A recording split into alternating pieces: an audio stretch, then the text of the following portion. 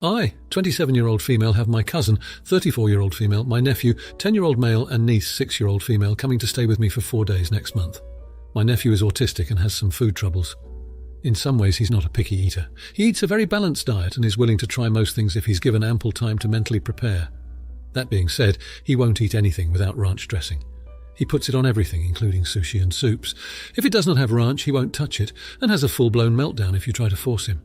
He keeps a little thermos with ranch on him anywhere he goes, just in case. My sister really wants to go and have some foods she has been missing, such as Thai and Indian. I think that's great, but I know these restaurants don't serve ranch. I called around to the restaurants to see if they would allow me to bring outside ranch into the restaurant due to my nephew's disability, but they said they can't make any exceptions for outside food. I told my cousin as such, and she insisted we could just sneak some ranch into the restaurants, and it will be fine since she apparently does it all the time at home. I refused. I feel really uncomfortable with the idea, and I like these restaurants and don't want to risk getting banned. I know we can just order takeout, and both the kids would prefer to stay at my place anyway. I told my sister if she was that insistent on going out to eat, I could watch the kids while she went out, or stay home with just my nephew, and she could enjoy the meal herself. My cousin was horribly offended by this suggestion and has been blowing up my phone, saying I'm a jerk, trying to prevent her from having a nice vacation with her kids, and that I'm ableist despite being autistic myself. I really don't think I'm being a jerk, but I'm really bad at understanding social norms, and now her husband and my aunt are texting me, saying I'm horrible for suggesting she can't have dinner out with her children. She's been threatening not to come visit me and just go stay with her parents, who live 2 hours away in the opposite direction. So am I the idiot? Edit. Wow, I did not expect so many people to have an opinion on this. Thank you for all the comments, even the people saying I'm a jerk. I'm slowly getting through all the comments to answer a couple of things that keep coming up. 1. I wanted to be accurate for the story, so I called her my cousin. She is my cousin technically, but she's basically my sister and I call her as such, what we call each other, and my tired brain didn't filter that properly. 2. My nephew is working with a professional to help expand his food preferences and ability to eat food without ranch. There's been a small amount of success, but the main way there's been any success is by planning with him what he wants to try weeks in advance. He now eats rice and white bread occasionally without it, and basically putting the food on the table and giving him as long as he needs to try it. This includes letting him leave the table to heavily stim. He likes running around in circles before he tries it, and it does not always work. 3. In regards to why my nephew eats everything with ranch, it is a flavour thing. He's managed to express this to us. We have been experimenting to try and figure out why that flavour is okay, but most other flavours aren't, but there hasn't been a lot of success yet. 4. A lot of people who are saying I'm a jerk are saying that I'm being irrational about getting in trouble with these restaurants, and maybe that's fair. Part of my autism is that I'm extremely rule-breaking avoidant. Like, obviously some rules have to be broken in life or death situations, but something like bringing ranch into a restaurant when I've been told no does not feel life or death, and I'm at risk of struggling and having a meltdown myself if I sneak ranch into the restaurant after explicitly being told no. One of the few things I still really struggle with. Not to mention, some of these restaurants, for me personally, are safe spaces where I know I can eat most of the menu, and it doesn't trigger me in any way, so I feel like I'd be putting that at risk. I'm going to talk with my cousin with my nephew on the phone and see if we can all come up with something together. The suggestion about letting him eat before and then just get a drink at the restaurant might work, and one of the restaurants is next to a gelato place that I know he can pour ranch over without them caring. Also, this isn't some discrete amount of ranch. If he can see the food, it's not enough ranch. If it was a discrete amount, I might be more comfortable. Now, for a few comments before the update. Comment 1. The restaurants told you aren't allowed to bring ranch dressing? Never heard of this. Are you sure you didn't got them wrong? Maybe by the way you asked the question, and they got the impression you wouldn't order 70G, but only eat your home-brought food. If you order and pay for it, I see no harm for the restaurant if he adds his ranch dressing. Just put it in a nice bottle, a coloured one or 70G, and if someone asks, just say that's holy water and needs to be applied to everything he eats for religious reasons. I never heard of a business banning paying customer who didn't do any harm to them or another guest, or was a disturbance for other guests. I had to take some pills for a while just before eating lunch a few years back, and they were rather big, so it was easier to swallow with a yogurt drink. I always took my pills and my drink out to take it, and then put it back in the bag. Since I ordered and paid for food and drink, they never said anything. Why would they? They didn't miss any sale there. Comment 2. Not the idiot, I've worked in restaurants on and off for years, and it's all about cross-contamination. The fact that you offered to babysit as well, so she could enjoy the food without stress, was kind of you. Yeah, it sucks that the world doesn't cater to us, ND. But you did your research, gave alternatives and attempted to find a way to suit everyone. Sounds like she is throwing a tantrum from not getting her own way, but is there also a chance this is a burned-out mum projecting her frustrations due to being desperate for a bit of normality? Also, the word ableist is getting excessively thrown around nowadays. Try not to let this wear you down, edit, for people replying to my comment. There have been several valid reasons below provided by other Redditors as to why it's considered cross-contamination. I didn't make up the rule, but unfortunately it is one that both employees and customers are expected to follow. Comment 3, not the idiot. I think you're allowed to be uncomfortable with them bringing ranch dressing into a restaurant you're frequent when you know it would not be permitted. How about she goes with the kids and you don't accompany them? She can try bringing the ranch with her if she pleases, but you don't have to be there to face the management staff and have them recognise you and associate you with their behaviour. Also, no biggie, but a bit confused about if these are your sister's kids, so they'd be your niece and nephew that your cousin is bringing, but you also referred to them as being your cousin's kids, making them your cousins too. Now for the update. After reading everyone's advice and perspectives, I wanted to return and share what happened during my sister's visit. It turned out to be such an unexpected, beautiful few days, and I'm still riding the high from all the positive moments we shared. First off, I took to heart what many of you suggested about communicating openly with my cousin. So I called her up, apologising if I had come across as insensitive, and explained that my offer to babysit was truly just about giving her some time to relax. To my relief, she was really understanding once we cleared the air, and actually admitted that she was stressed about the visit. When my sister and her kids arrived, I was a little nervous but determined to make it work. My nephew, bless his heart, had his ranch dressing packed, enough to flavour a small farm's worth of veggies. I'd also stocked up on his favourites, just to be sure he felt comfortable. The first night, we all stayed in and cooked a meal together. I'd found a recipe for a Thai-inspired noodle dish that could be customised for each person. My nephew got involved too, carefully adding his ranch to his portion, and to our surprise, it wasn't half bad. The next day, my sister did go out to explore some local dining spots with my cousin, while I planned a fun day at home with the kids. We ended up building a blanket fort and watching movies, and even my usually reserved nephew joined in with enthusiasm. The laughter in that fort, it's something I'll never forget. On the third day, my niece suggested we all go out for a meal together. She had the brilliant idea of calling ahead to an Indian restaurant to explain the situation with my nephew's food preferences. And guess what? They were so understanding. They agreed to let him use his ranch as long as we were discreet. That meal, with all of us around the table enjoying different flavours, ranch included, felt like a victory. Before they left, my cousin pulled me aside. She apologised for jumping to conclusions and thanked me for being so accommodating. My sister hugged me tighter than she has in years, whispering a heartfelt thank you for the memories. So there it is. A visit I was dreading turned into a reminder of the power of communication, understanding, and a little bit of ranch dressing. Thanks to this community for the support and advice, it truly helped me navigate a tricky situation and turn it into something special. Now for the comments. Comment 1, not the idiot. It's clear from your story that you put in a significant amount of effort to ensure that your sister's visit went smoothly, which is commendable. Acknowledging the advice you received and then applying it by apologising to your cousin demonstrates a level of maturity and willingness to improve the situation. The fact that you went out of your way to accommodate your nephew's preferences with the ranch dressing shows that you were considerate and thoughtful about his needs. Moreover, organising a fun day at home for the kids and choosing a restaurant that was accommodating indicates that you prioritised the enjoyment and comfort of your guests. Your sister's gratitude and your cousin's apology suggest that your actions were not only appreciated, but also instrumental in creating a positive experience for everyone involved. Throughout this, you've emphasized the importance of communication and understanding, which are key components in any relationship, and it's evident that these values guided your approach to the visit. Comment 2. Not the idiot.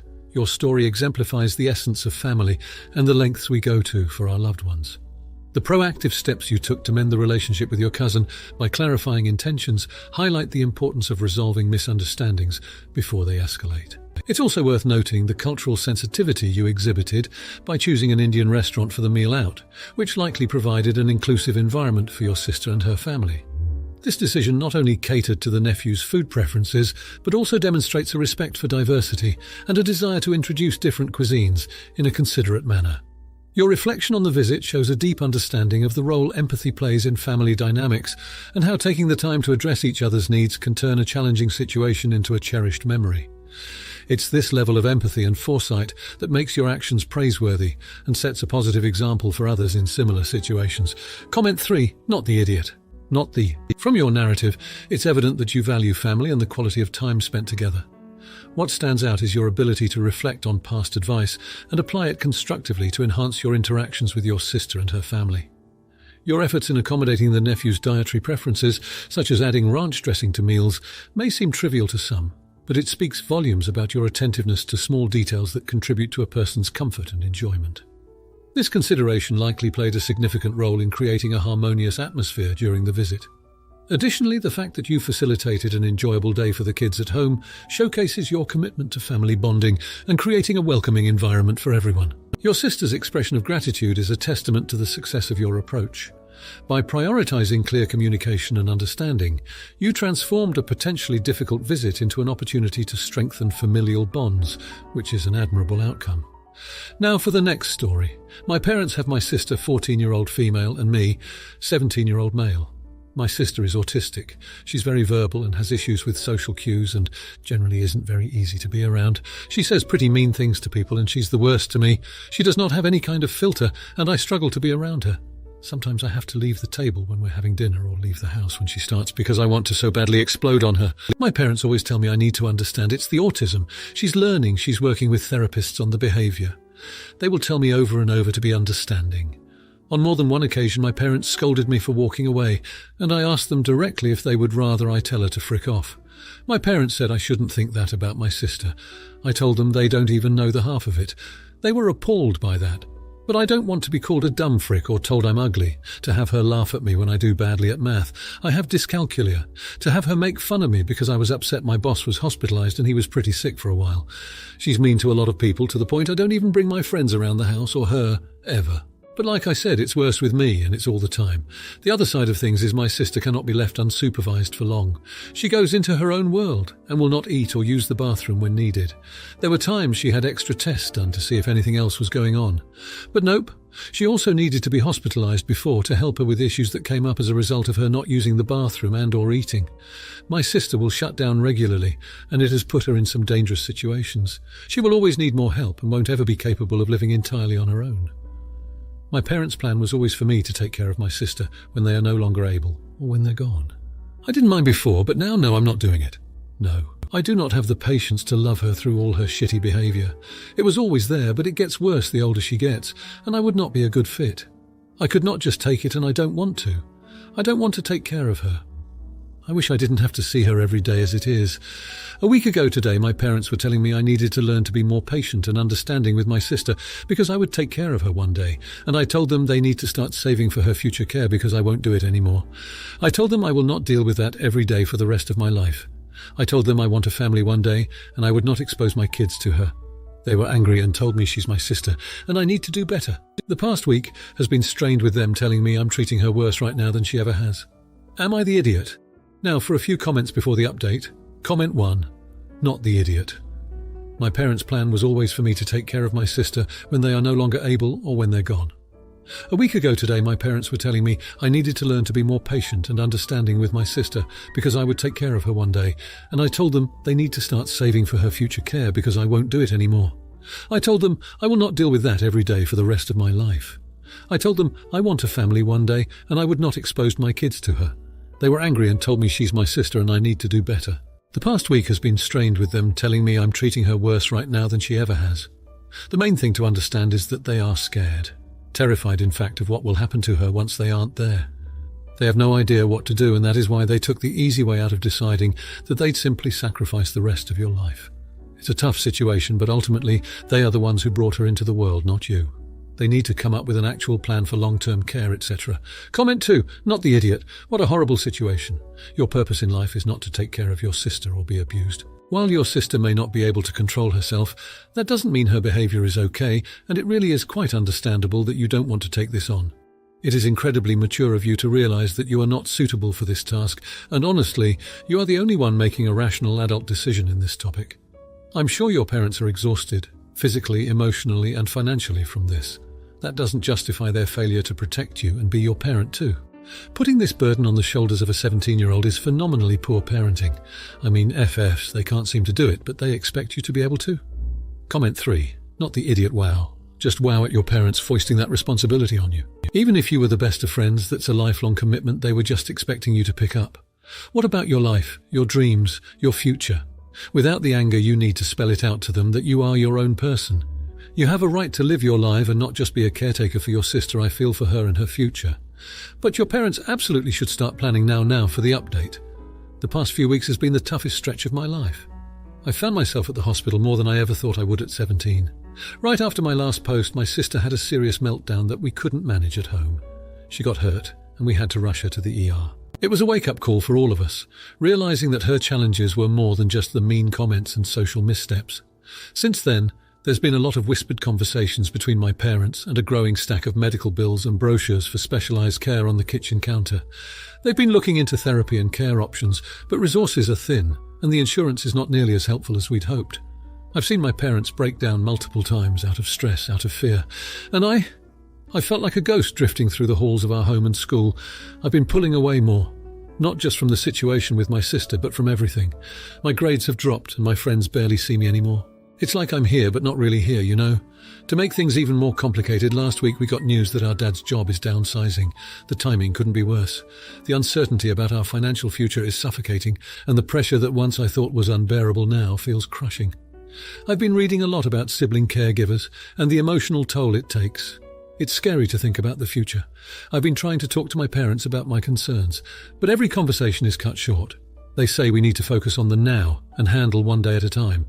And with every passing day, I'm more convinced that I'm not cut out for this. I feel guilty for admitting it.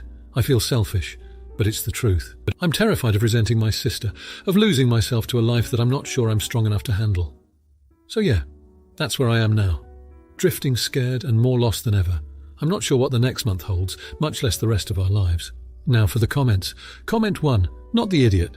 It's clear from your story that you're going through an incredibly tough time, and it's important to recognize that your feelings are valid. It's a lot to ask of anyone, let alone a 17-year-old, to navigate the complexities of a family member's serious health issues, especially when it's coupled with financial stress and uncertainty about the future. You mentioned feeling guilty and selfish for admitting that you may not be able to handle the situation, but it's crucial to understand that acknowledging your limitations isn't selfish. It's a necessary step towards seeking the support you need. Your mental health and well-being are just as important as any other member of your family, and it's essential to communicate this to your parents, even if the conversations are difficult. It may help to find a time to talk when there are fewer distractions, or even to write down your thoughts and feelings to share with them. Remember, it's not about competing for who has it worse, but about ensuring each family member gets the support they require. You're not a jerk for needing help or feeling overwhelmed. You're a human being in a challenging situation. If you like this video, you'll probably like these too. Also, while you're here, please consider subscribing. It's your support that keeps this channel alive and allows me to make better and longer videos. Have a great day.